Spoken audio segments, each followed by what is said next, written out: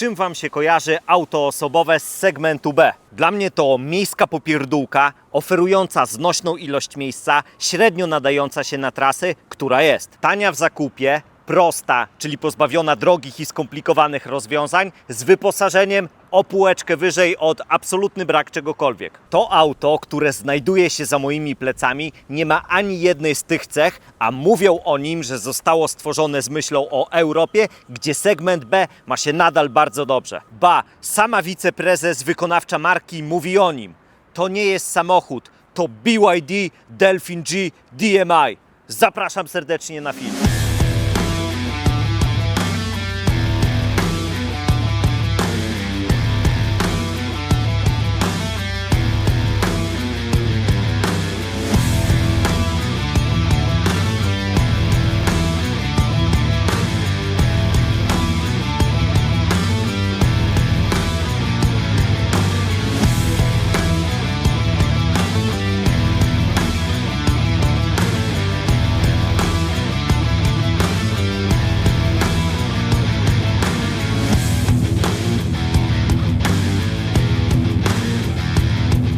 No i sam przód, jak zawsze lecimy z zestawem ciekawostek barowych. Zacznijmy od tego, że Zbuduj swoje marzenia wylądowało na 91. miejscu w nowym rankingu Global 500, który serwuje nam magazyn Fortune. Chodzi o to, że przebrzydłe łobuzy zaglądają do kieszeni i przygotowują ranking największych firm świata pod względem przychodów. Zaraz ktoś z Was wyjedzie w sekcji komentarzy, że 91. miejsce, co to za wynik? Ano, BYD wyprzedza Króla Elona, Sigma Boya, Teslę, SAIC Motor, Kijankę czy też Nissana. To ile oni siupy zarobili w 2025 roku? Przychód wyniósł 804 miliardy żuanów, zysk netto ponad 32 miliardy, a wszystko to dzięki sprzedaży 4 milionów 600 tysięcy aut. Tym samym BYD ma żółtą koszulkę lidera na rynku światowym pojazdów NEF i czołowego producenta samochodów w Chinach, któremu pomalutku depcze po piętach Geely Auto Group. W lipcu bieżącego roku opuścił linię produkcyjną 17-milionowy pojazd New Energy Vehicle.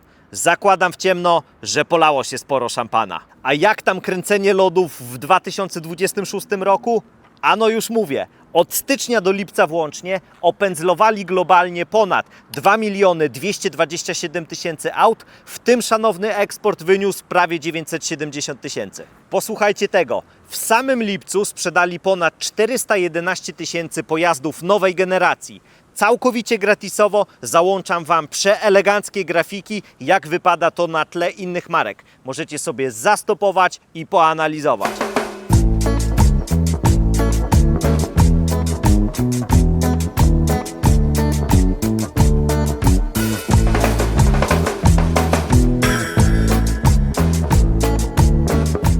Nie sposób o tym nie wspomnieć, że w pierwszej połowie tego roku aż 3 chińskie marki znalazły się w pierwszej dziesiątce światowych producentów samochodów pod względem udziału w rynku. To tak, miejsce 6 należy do BYD, udział w rynku to 4,8%, miejsce 7 należy do grupy Geely, mamy udział w rynku 4,6% i miejsce 9 należy do Chery, które pokochał sam Robert Lewandowski, tutaj udział w rynku to 4,1%. Ale BYD odnotowało spadek głównie z powodu rodzimego rynku. W 2025 roku mieli 5,4% tortu. Kontynuując pierwszą połowę tego roku, ale w regionie UE plus EFTA plus UK, to BYD musi się zadowolić 18 lokatą w rankingu marek. Zarejestrowaliśmy ponad 174 000 aut, a księgowi odnotowali w swoich kajecikach wzrost o imponujące 145,5%, rzecz jasna względem analogicznego okresu roku ubiegłego,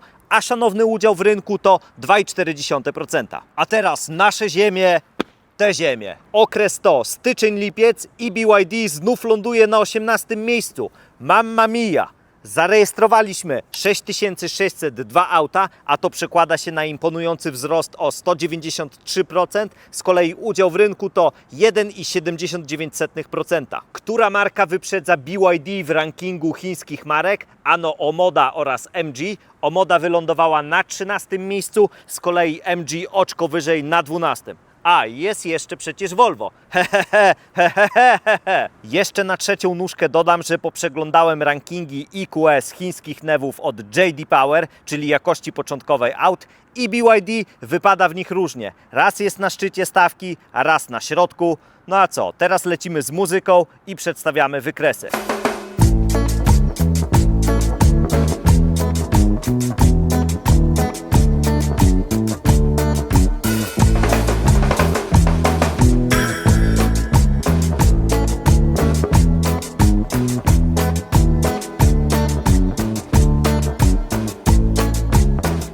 Moi drodzy, czy wy widzieliście kiedyś wkurzonego, nabandyczonego delfina? No właśnie, to urocze, wiecznie uśmiechnięte od ucha do ucha ssaki. To jest wręcz niedorzeczne, że ten wóz nazwano na jego cześć. To jest wypisz, wymaluj, zawadiacki, szukający zwady rekin. Ale wiadomo, że Shark to brzmi mniej family friendly, aczkolwiek ten temat odkładamy na bok. Filozofia projektowania BYD to estetyka oceanu i to serio czuć. Mamy tutaj bezkres gładkich powierzchni, z wyjątkiem przedniej kamery, która jest jak wielki pryszcz na gładkiej twarzy nastolatka. Jest estetyczne logo na masce, które dziękować niebiosom nie jest podświetlane.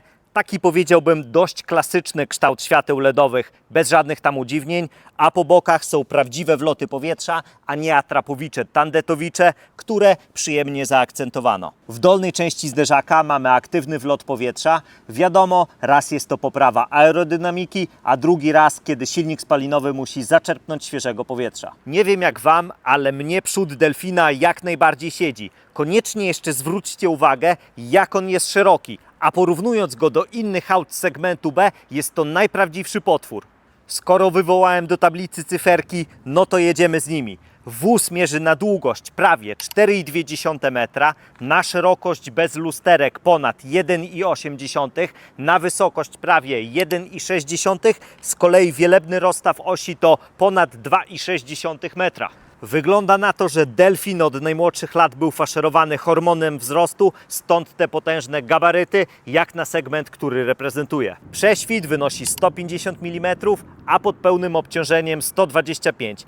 Na wagę wersja Comfort, czyli ta z większym akumulatorem, wnosi 1555 kg, a ładowność to bardzo solidne 485 kg. Do takiego brzdąca wrzucono akumulator typu LFP o pojemności 18,3 kWh. Dla porównania to jest ta sama wartość, co w ostatnio testowanym SUV-ie segmentu C Geely Starray EMI. Obiecują, że na samym prądzie pokonamy do 105 km w cyklu mieszanym i do aż 150 w mieście. Postaram się później zweryfikować oba te warianty, które na papierze brzmią nad wyraz dobrze. Delfin GDMI przyjmie prąd zmienny AC 6,6 kW, a stały DC do 39. Pobrykamy później i rozładujemy go do teoretycznego zera i naładujemy do pełna oraz narysujemy krzywą ładowania. Zbiornik paliwa mierzy solidne 42 litry i w połączeniu z naładowanym akumulatorem obiecują nam zasięg do 1040 km.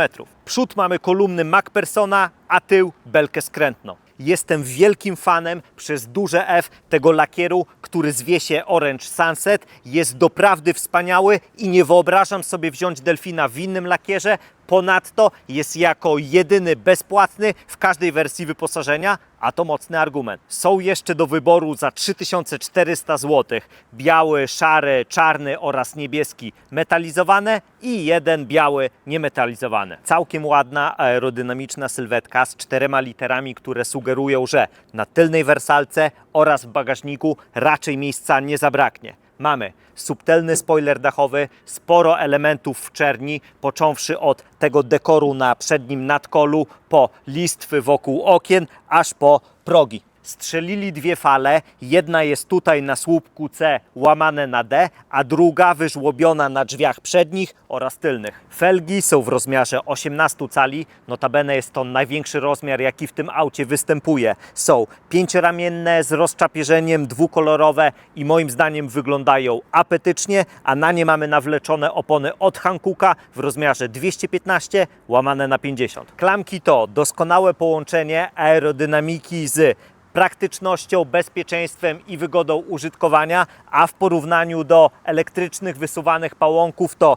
cud, miód i cieplutka posada koordynatora szpitalnego oddziału ratunkowego. Dawid śpiewał, że nie ma fal, nie ma fal, nie ma fal, a właśnie, że są tutaj jako spoiler dachowy ze zintegrowanym światłem stop. Tylne lampiony LEDowe fajnie współgrają z przednimi, wyglądają jakby były z jednej parafii. W 85% są modne, 15% zostało odjęte za to, że logo BYD przecina listwę LEDową, która powinna biec po całej szerokości nadwozia. Poniżej znajduje się ocean czarnego plastiku. W tym miejscu nie sposób nie wspomnieć konsekwencji filozofii projektowania. Wujek Google podpowiada, że obecnie w oceanach znajduje się 120 000 ton tworzyw sztucznych i tutaj również są. Tak jak z przodu na 4 literach dominują gładkie kształty. Bardzo miło, że nie mamy tutaj żadnych atrap, wylotów powietrza, dyfuzora czy też końcówek układu wydechowego. Klapa bagażnika otwiera się wysoko, 175 cm. Nie ma szans, żeby tutaj przywalić czaszką. Próg załadunku jest bardzo wysoki, ale kochani, 425 litrów pojemności. Wydaje mi się, że jest to najwyższa wartość w segmencie, a jeśli się mylę, to proszę mnie poprawcie w sekcji komentarzy. Zobaczcie, jak się prezentują tutaj dwie kabinówki. Moim zdaniem spokojnie weszłoby ich 5 i jeszcze 2 plecaki. Po złożeniu oparć tylnej wersalki, która dzielona jest w proporcji 40/60, pojemność bagażnika wzrasta nam do aż 1225 litrów. Jak widzicie, płaskiej podłogi nie ma. Od razu do wyrzucenia na śmietnik jest ta szmata, której mocowanie już ktoś zdążył porwać. Z dobrodziejstw mamy 4 haczyki na siatki z zakupami, lampkę, są jeszcze tutaj 2 uchwyty, a pod podłogą mamy kanistry do ładowania, zestaw naprawczy oraz apteczkę. Jak on jest pięknie wykończony czarnym, przyjemnym materiałem, a nie tandetną plastikozą, która się rysuje od samego patrzenia. A pod maską znajduje się optymalizacja w chińskim systemie podatkowym, normy emisji spalin, a także wysokość akcyzy w kwestii eksportu, czytaj 1,5-litrowy, 4-cylindrowy silnik benzynowy. Piękne teleskopy, jak w Toyotach.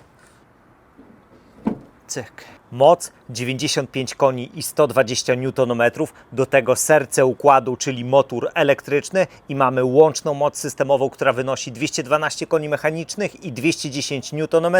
Cało to dobro trafia na koła przednie. Silnik spalinowy pełni rolę generatora prądu, a kiedy trzeba przycisnąć, pomaga napędzać koła. Czytaj, jest fizycznie z nimi połączony, a w większości czasu przebywa na L4. Zapraszam teraz na pokład, ale na sam przód posłuchamy, czy drzwi zamykają się z należytą gracją.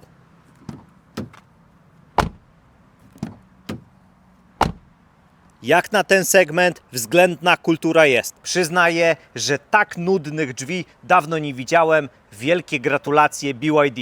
Do kompletu tylko brakuje wyciemnienia okolicy przycisku do otwierania szyb i byłoby już rewelacja. Tak czy srak są całe twarde, miękko jest tutaj tylko w okolicy podłokietnika, a także w tej części do otwierania tudzież zamykania drzwi. 175 cm wzrostu siedzi za sobą i o nic nie wadzi. Ani głową, ani też kolanami. Jedyne, czego mi brakuje, to większej ilości miejsca na stopy. Kąt oparcia wersalki nie jest regulowany i siedzi się niemal na sztorc. Na plus wzór pepitki, który nieco rozwesela to ciemne wnętrze, miękkie zagłówki, miękkie obicia przednich foteli, a także estetycznie ukryte mocowania Isofix, które znajdują się na skrajnych siedziskach. A z dobrodziejstw mamy konkretnych rozmiarów okno dachowe, 2 lampki sufitowe, haczyki na ubrania na słupkach B, 2 nawiewy w tunelu środkowym oraz 2 porty USB typu C o mocy 18 W.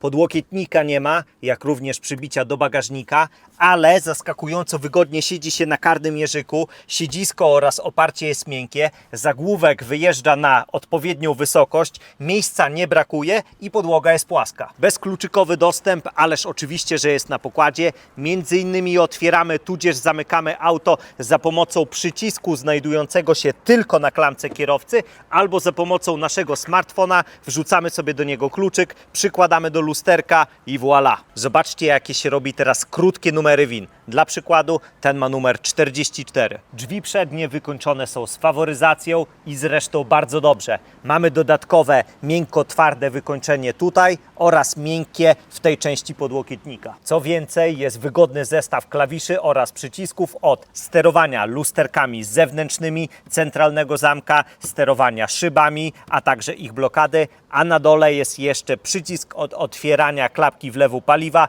do której nie będziemy za często zaglądać. Fotel kierowcy regulowany jest w prądzie w 6 kierunkach oraz ma elektryczną regulację 4-stopniową odcinka lędźwiowego. Z kolei fotel pasażera to ręczna robótka w 4 kierunkach. Oba fotele są 3-stopniowo ogrzewane. Wyglądają owszem klasycznie, elegancko z tą pypitką, ale cholera jasna są za grzeczne do tak wyglądającego auta z zewnątrz. Osobiście brałbym tą wersję wyposażenia Sport z wykończeniem wnętrza Black and Orange. Nasze 4 litery, a także plecy opatula miks tapicerki materiałowej, a także skóry wegańskiej.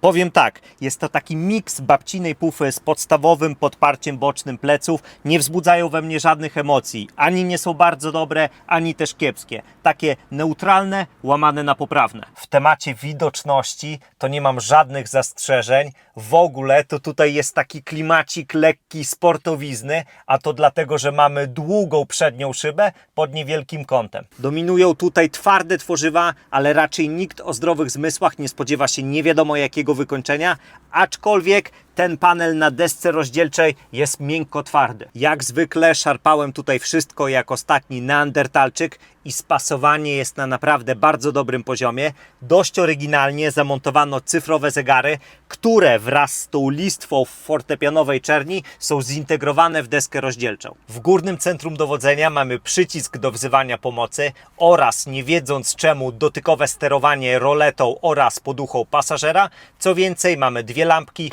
oraz wyflokowany schowek na okulary. W miejscu uchwytu dachowego kierowcy mamy wyżłobioną przestrzeń na kitkę włosów. Już od dłuższego czasu to prawdziwy hicior męskich fryzur, także bardzo miło, że producent przewidział miejsce na nią. Nie przywykłem do widoku head-upa w tego typu autach.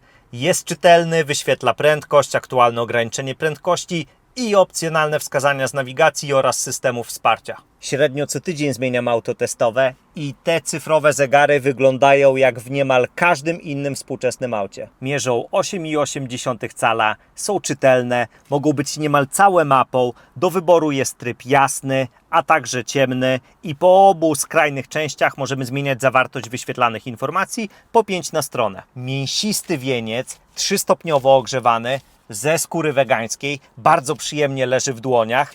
U góry mamy masywne wąsy, u dołu lekkie spłaszczenie, które przełamane jest plastikowym dekorem. Kierownica regulowana jest w 4 kierunkach, a to wcale nie takie oczywiste w przypadku chińskich aut i ma wyśmienity zestaw przycisków oraz selektorów. Lewy kciuk odpowiada za obsługę tempomatu adaptacyjnego, cyfrowe zegary, wywołuje do tablicy kamery 360, mamy przypisaną funkcję ulubione. Z kolei prawy obsługuje audio, dalszą obsługę cyfrowych zegarów, jest telefon, wywołanie dyskusji z naszym autem, a także kolejny przycisk ulubione. Mam lekki problem z wyglądem deski rozdzielczej, bo to nie jest tak, że tutaj absolutnie nic się nie dzieje. Mamy przecież ten dekor z fortepianowej czerni, której nie lubię w autach. Jest torowisko, ta jakby szczotkowana stal, poniżej skóra wegańska, ale jest jakoś tak zagrzecznie, zagrzybiarsko. Dotykowe centrum dowodzenia mierzy 12,8 cala i jak tylko wprowadzą sterowanie głosowe w języku polskim,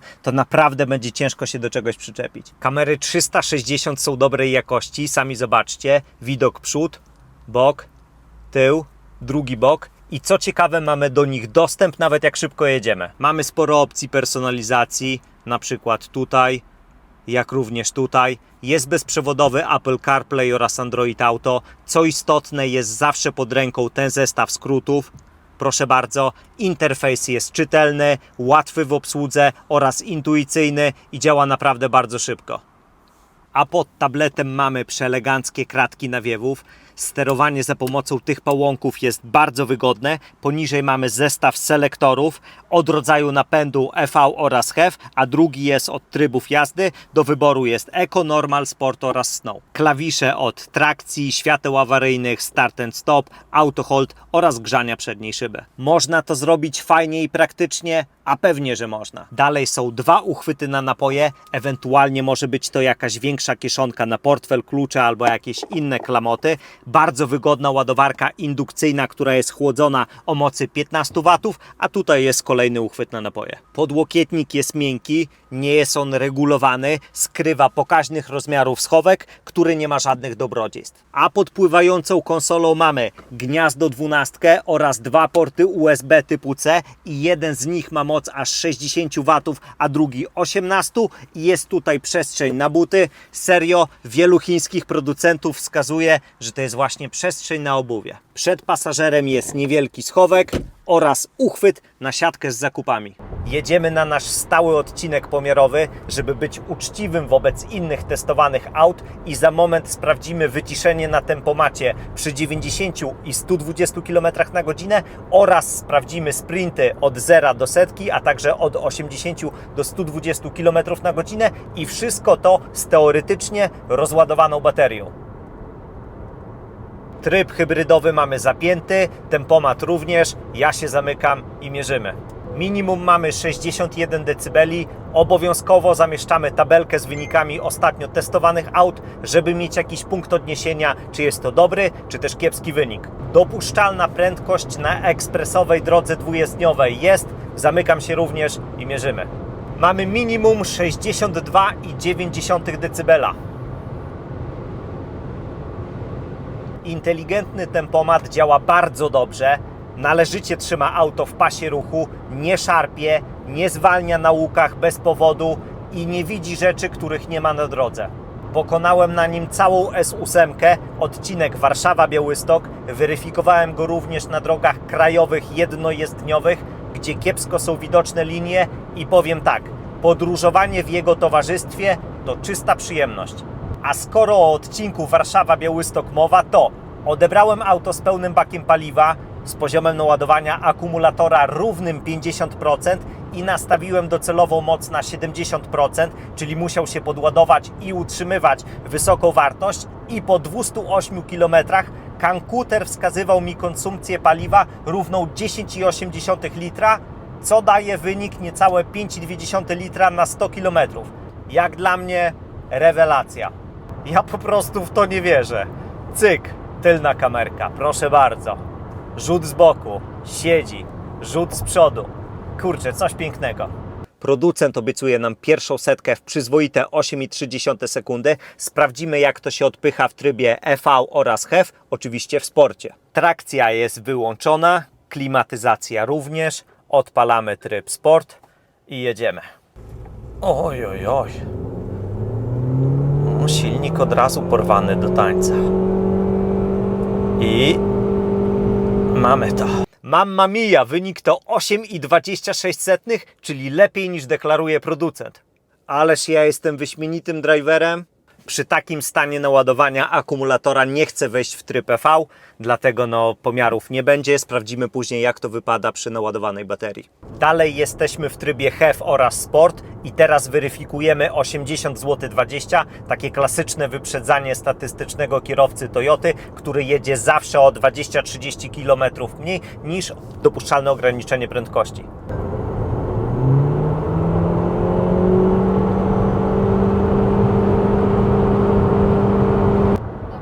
Czas to przyzwoite 5,8 sekundy. A teraz czas się wyciszyć, przemyśleć parę spraw, pospacerować i naładować auto od teoretycznego zera do pełna na szybkiej ładowarce. Producent obiecuje maksymalną moc ładowania 39 kW i czas ładowania od 10 do 80% w 26 minut. Zobaczymy, jak to nam wyjdzie i później narysujemy krzywą ładowania.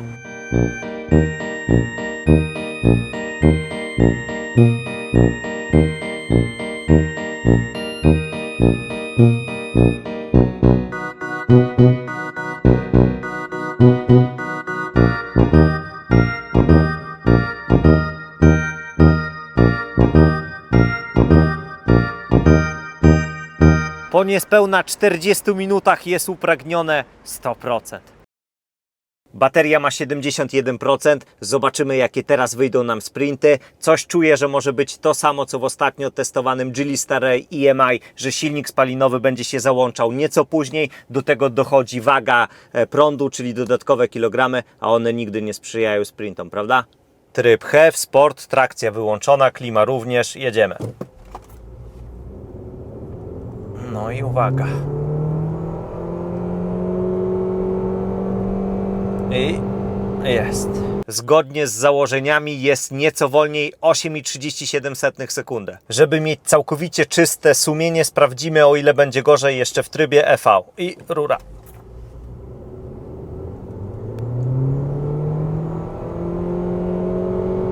I mamy to.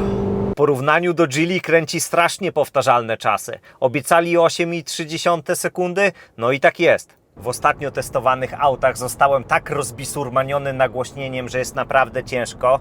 Aczkolwiek, jak na ten segment, 8 głośników gra poprawnie. Stosunkowo czysto, dość cicho i głębia basu jest takie 3/5.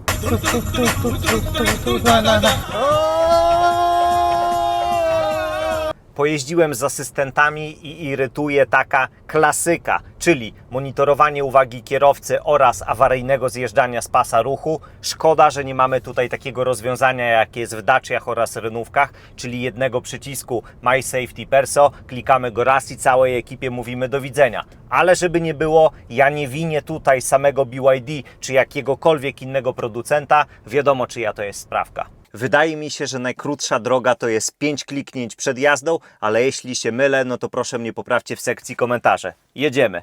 Ustawienia, ADAS, asystenci bezpieczeństwa, wszystkim mówimy papa, potwierdzamy i jest po sprawie. Słuchajcie, weryfikujemy obiecane 150 km w aglomeracji miejskiej. Szczerze wątpię, że się uda. Mamy 78% baterii, przejechaliśmy 30 km, jeździmy w trybie Eco zgodnie z przepisami. Klimatyzację mamy włączoną dość mocno, bo jest na zewnątrz 30 stopni. 63 km za nami, stan naładowania akumulatora równo 60%.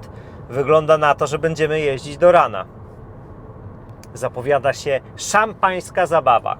No i wreszcie, cholera jasna, skończył się prąd po 126 km, czyli do obiecanych 150 brakuje 24.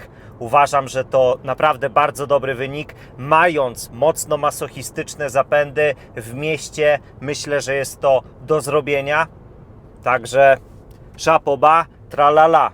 Jaśnie Państwo, szanowna konsumpcja prądu z ostatnich 100 km to 10,6 kWh. Jak jeździ przedsprzedażowe 121 550 zł?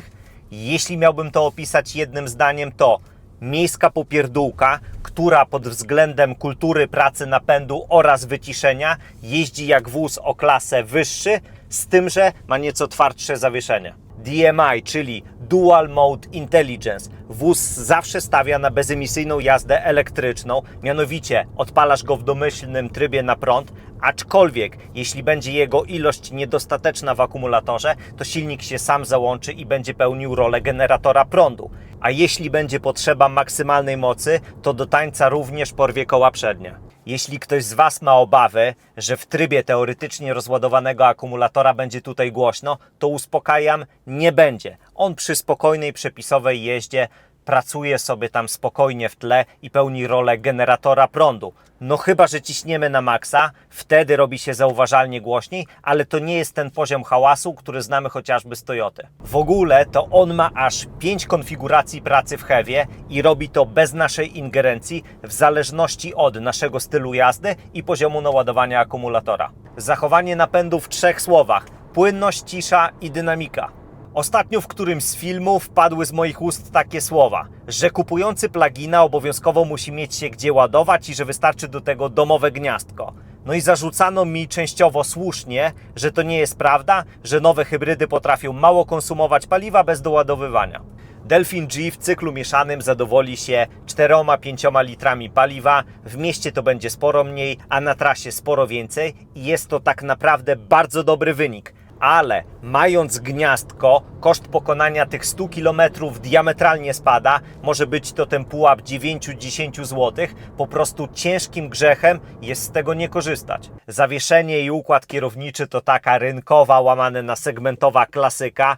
Większość brzdąców ma z tyłu belkę skrętną i nie ma co się tutaj specjalnie rozwodzić. Układ kierowniczy to mocno wspomagany plastelinian, a zawieszenie, no cóż, nie można wymagać od niego zbyt wielkiego komfortu, ale jest to prosta, trwała i tania konstrukcja.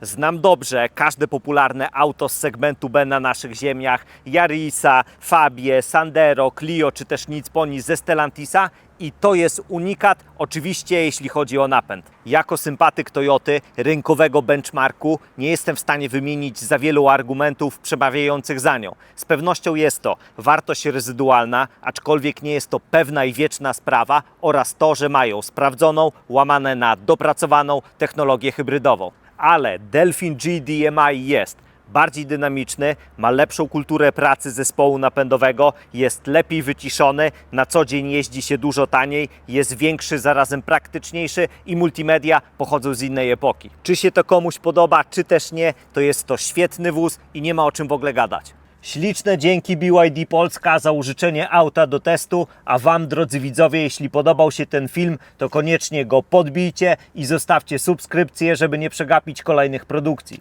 Sayonara!